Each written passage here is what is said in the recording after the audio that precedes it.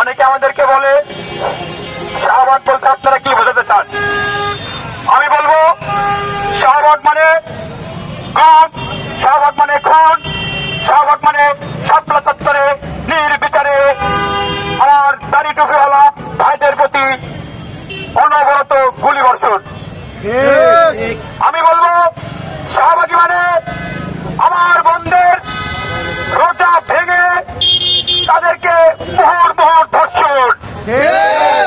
আমরা বলবো শাহবাগী মানে ভিনদেশী দাবিদার, তারা বাংলার বুকে ফ্যাসিবাদ কায়েম করতে চায়।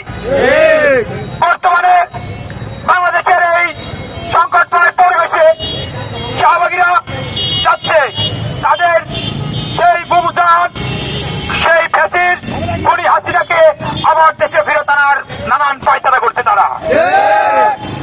আমরা বিপ্লবী ছাত্র জনতা, আমরা ছাত্র সমাজ ৩৬শে জুলাই যেমন আন্দোলন করেছি, খুনি হাসিনাকে যেমন দেশ থেকে বিতাড়িত করেছি, আপনারা ভাববেন না আপনাদেরকে তারাও আমার খুব বেশি পরিশ্রম করতে হবে বলে মনে করি।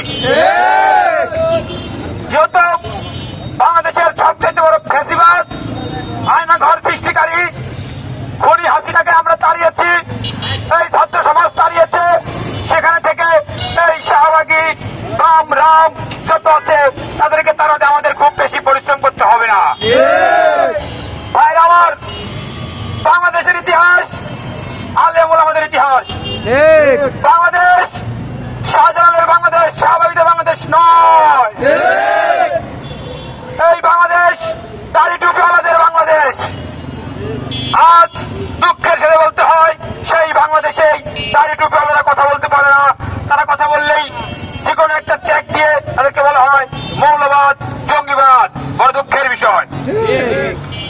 তো বর্তমানে শাহবাগীর লাঠি আমাদের কলিজার টুকরা, হৃদয়ের স্পন্দন আল্লামা দেলোয়ার হোসেন সাঈদী, কাদের মোল্লা, যাদের বিরুদ্ধে এক দুর্বার আন্দোলন গড়ে তুলে তাদের ফাঁসি মঞ্জুর করেছিল।